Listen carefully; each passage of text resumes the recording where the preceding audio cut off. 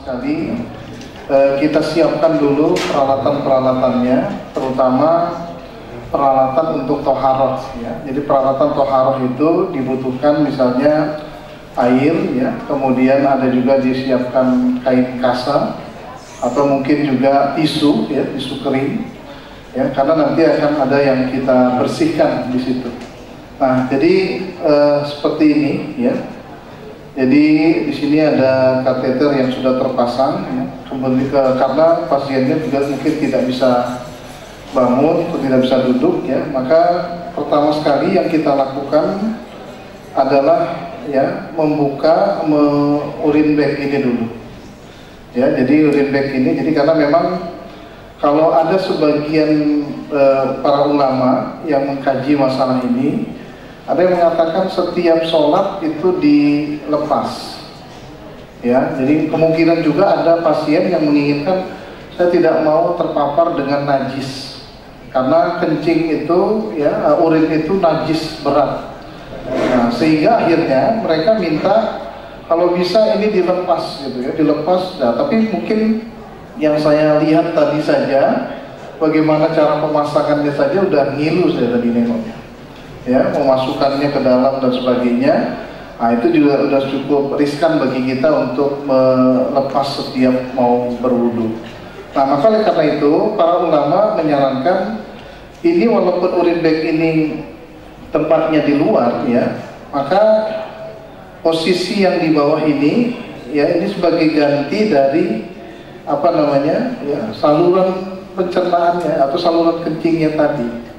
Nah, inilah yang kemudian nanti dibuka ya, dikeringkan dulu ya. Begitu sudah dikeringkan, nah baru di sekitar ini diambil, jangan air dulu ya, mungkin tisu dulu yang kering dibersihkan, karena kalau nanti pakai tisu basah atau air dia akan lebih banyak lagi najisnya. Nah, jadi dikeringkan dulu. Nah, ketika ini sudah dikeringkan, dibersihkan, sudah dikeluarkan semuanya, nah baru nanti dibelap dengan air dan dengan tisu atau dengan apa ya, dikeringkan. Nah, jadi ini posisinya sebagai ganti dari saluran apa namanya ya, saluran kencingnya. Nah, jadi kalau ini sudah bersih ya, kalau ini sudah bersih, maka oleh karena itu sudah bisa kita melakukan toharoh ya, toharohnya. Jadi yang penting di sininya sebenarnya ya. Nah, jadi kalau ini sudah bersih, sudah apa, nah maka kita sudah bisa lakukan toharoh. Cuma persoalannya posisi pasiennya bisa berwudu sendiri atau mungkin diwudukan, dibantu wudu. Nah, itu sekarang posisinya begitu ya. Nah, saya nggak tahu persis bagaimana kalau orang nanti dalam konteks terpasang kateter itu, bisakah dia duduk ya, atau mungkin dia bisa apa namanya, posisi berdiri dan sebagainya. Nah, maka kalau itu bisa ya, maka dia bisa lakukan wudu. Nah, tapi kalau tidak, di tempat tidur saja dia dengan posisi ini sudah dibersihkan, nah maka lakukanlah proses wudu seperti biasa ya. Proses wudu seperti biasa yaitu tadi, misalnya dengan cara apa namanya ya, mulai dari berkumur. Dan kemarin ada videonya kita sudah buat juga sama Pak Dokter Jalal itu ya, terutama menggunakan, kalau di wudu di tempat tidur itu menggunakan semprot ya, semprot apa itu ya, spray itu, karena nggak mungkin kita berwudu itu pakai air yang disiramkan ya, pasti basah. Nah, maka bisa dia dengan semprot, dengan alat bantu seperti ini juga, kemudian gelas untuk kumur-kumurnya ya, dan kemudian apa namanya, semprotan yang diarahkan ke muka, karena semprotan itu ada yang namanya gosala, ada yang namanya masaha. Kalau gosala itu berarti semprotan air itu airnya harus mengalir ya, mengalir. Tapi kalau masaha itu cuma pitik-pitik air yang kering diusapkan, itu biasanya bagian kepala ya. Nah, jadi kalau untuk wudunya sudah seperti itu. Nah, jadi sekarang yang paling penting kan, karena ada kaitannya dengan persoalan kita sekarang adalah, nah persoalannya di sini ya, di urin bag ini. Jadi di urin bag inilah nanti kemudian, inilah yang pertama dibersihkan terlebih dahulu gitu ya. Jadi udah dibersihkan, dikeluarkan, dibersihkan, nah udah dilap dengan kering baik ya, baru kemudian si pasien disuruh berwudu. Nah begitu ya. Jadi tidak serta-merta ini setiap mau apa dilepas ya. Ini para ulama juga apa ya menyarankan darul mafasid muqaddamun ala jalbil masolih. Mencegah kerusakan itu lebih dimenangkan daripada mencari maslahat. Mencegah kerusakan itu dikalahkan ya daripada mencari masalah. Jadi artinya di sini ya kalau kita lepas terus ya, ini nanti berbahaya. Memang ada ulama yang berpendapat misalnya menjelang asar dilepas, ya menjelang asar dilepas. Jadi dia sholat zuhurnya di ujung waktu, kemudian gak lama sholat asar, terus dipasang lagi. Ada sebagian pendapat begitu ya. Nah kemudian nanti menjelang isya, maghribnya menjelang isya dia kerjakan. Nanti di ujung itu setelah isya baru dipasang lagi dan sebagainya. Nah tetapi saya banyak mendengar juga bahwa pelepasan seperti itu bahkan ada yang sampai 7 hari, ada yang beberapa hari yang nggak boleh dilepas ya, takutnya terjadi iritasi. Jadi Islam pun juga dalam hal ini memberikan pandangan fattaqullaha mastata'tum ya, jadi bertakwa kepada Allah sesuai dengan kemampuannya. Nah jadi sekali lagi Bapak Ibu dan adik-adik mahasiswa, yang paling penting di sini bagaimana kita menganggap ini bahagian dari tempat pembuangan urinnya ya. Jadi di sini bukan di sini lagi dia ya, tapi sudah di sini. Nah, di sini yang perlu dijaga kebersihannya. Ya, baik mungkin itu mungkin kita bisa dialog, diskusi, tanya jawab. Silahkan kalau ada yang ingin bertanya. Ya. Ya. Oh dengan Pampers ya. Dengan Pampers juga seperti dengan Pampers itu adalah pertama memang kalau Pampers dia kan memang harus sebelum melaksanakan toharoh dia harus dibuka dulu ya, dibersihkan dulu. Nah, terutama dilepas Pampersnya karena banyak nah kemudian dibersihkan di sekitar area genitalnya itu ya. Jadi dibersihkan itu semua baru dipasang Pampers yang baru. Nah, dipasang Pampers yang baru. Nah, jadi Pampers yang kalau nanti suatu ketika udah dipasang Pampers yang baru, tiba-tiba dia juga keluar, ya ada istilahnya beser atau apa dan sebagainya, ya itu para ulama mengatakan tidak mengapa. Ya, yang penting sebelum dia melakukan sholat, dia melakukan apa dulu? Istinja istilahnya ya, pembersihan dulu. Setelah dibersihkan, kalau nanti dia keluar juga, ya maka ya beribadahlah sesuai dengan kemampuan. Nah, jadi prinsip ibadah orang sakit itu ya pertama sesuai dengan kemampuannya, kemudian Allah memberikan kemudahan, dan kemudian juga bertakwa kepada Allah sesuai dengan kemampuannya masing-masing. Nah, gitu. Ya.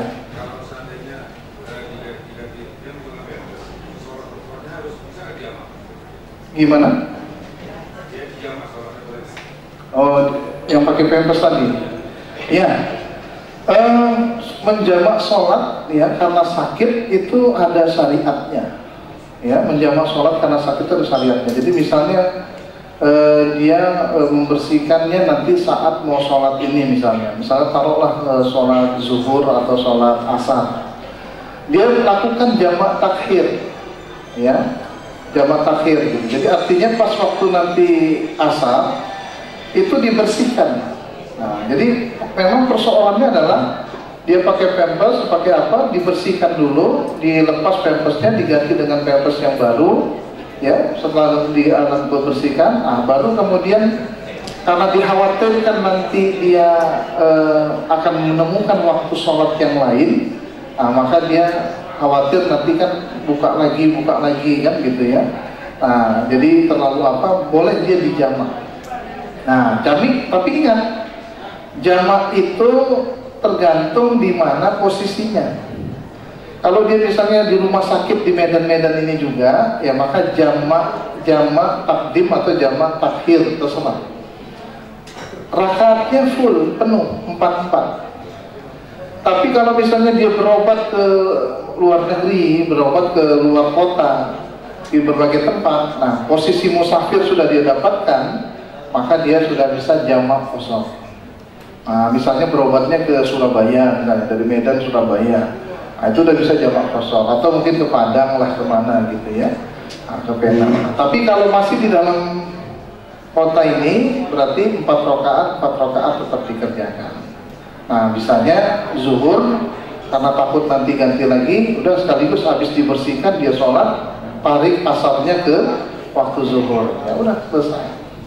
Nah itu ya, jadi itulah toharohnya bagi orang yang pakai pampers tadi, ya. Nah memang Bapak Ibu dan saudara sekalian, ada juga kasus kejadian kemarin kami kemarin ada juga kedokteran haji ya. Kalau saya sendiri sering bawa jamaah itu sering menjumpainya di bus perjalanan menuju ke Madinah, ke Mekah.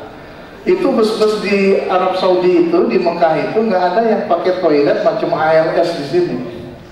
Nah, kalau di sini ALS itu kan pakai pakai toilet gitu ya, enak ke Jakarta gitu ya, bisa kalau mau pipis gampang gitu. Tapi kalau di Arab Saudi nggak ada.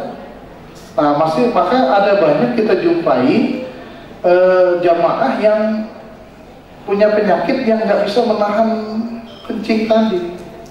Ya, nah ini pengalaman saya langsung, itu jamaah tadi menahan kencing tadi, sehingga akhirnya apa?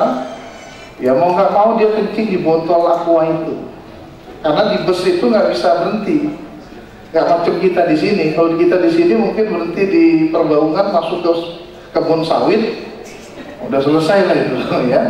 Tapi kalau di sana jangan coba-coba. Di Arab Saudi, jadi tunggu pemberhentian dulu baru bisa. Akhirnya apa? Diambillah botol aqua itu, dimasukkannya, kemudian kencing di situ, dan hampir dilemparkan ke wajah saya waktu itu. Ya, jadi dia marah besar sama saya, gara-gara Ustaz saya menahan ini, sakit betul. Akhirnya dilempar, ya, tapi nggak kena ya. Cuma saya waktu itu mau marah juga sebenarnya ya. Namanya juga manusia ya. Mau main juga waktu itu. Main kita ya. Tapi ternyata rupanya ya karena lagi ihram ya kita tahan juga lah, ya udah saya tuntut Pak Ustadz nanti ya katanya. Nah tapi sejalan dengan perjalanan waktu, begitu selesai sa'i ya beliau minta maaf pada saya, ya minta maaf. Tapi itu barangkali satu lunah. Maka waktu itu ada yang mengatakan boleh nggak pakai pampers ya waktu di perjalanan umroh, apalagi apakah ini kan nggak boleh pakai, orang ihram itu kan nggak boleh pakai celana dalam gitu ya, harus buka gitu semua. Nah, tapi kalau misalnya kejadiannya seperti itu, secara darurat dia harus pakai ya, karena nanti akan mengotori mataf tadi, tempat tawaf tadi. Termasuk pernah ada kejadian saya juga bawa jamaah itu yang kebetulan mohon maaf fesesnya keluar di tempat mataf itu, jatuh. Tapi memang luar biasa sigapnya petugas petugas kebersihan itu langsung dibersihkan. Jadi fesesnya jatuh di lingkungan tawaf itu. Ya, jadi kalau sudah seperti itu kejadiannya, maka konsep toharoh atau sholat dalam keadaan sakit itu, yaitu semuanya prosesnya darurat. Nah, maka dia boleh dilakukan hal yang sebenarnya tadi terlarang, dia bisa dilakukan di situ. Nah itu ya. Ada lagi barangkali, silakan. Ya.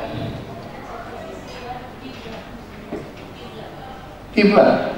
Ah, kenapa? Kalau sedang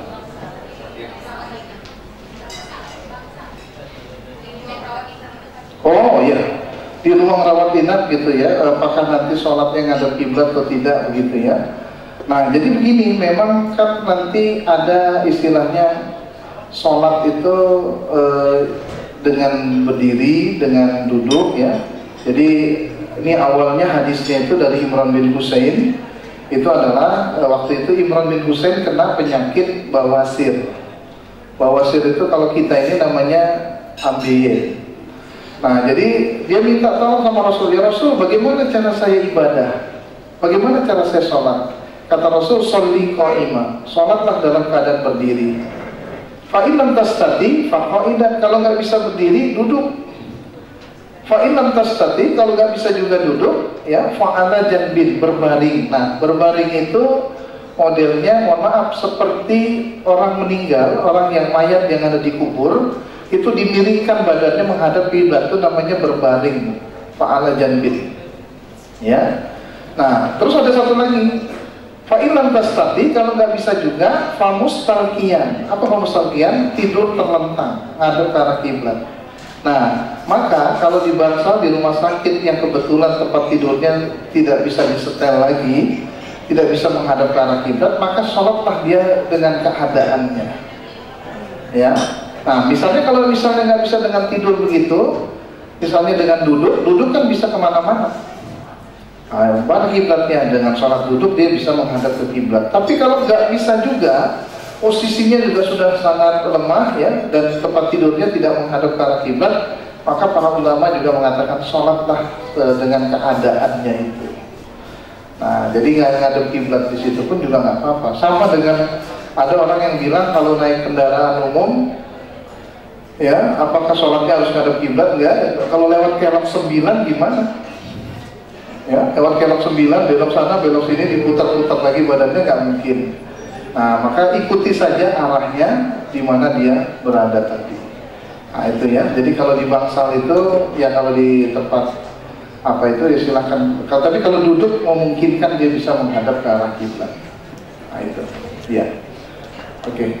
Ada lagi barangkali nggak apa-apa? Habis ya? Oke. Baik, terima kasih. Barangkali itu yang bisa saya sampaikan, terutama menyangkut tentang masalah toharoh ya, dengan menggunakan kateter. Ya. Demikian saja. Terima kasih. Billahi fisabilillah, fastabiqul khairat. Wassalamualaikum warahmatullahi wabarakatuh.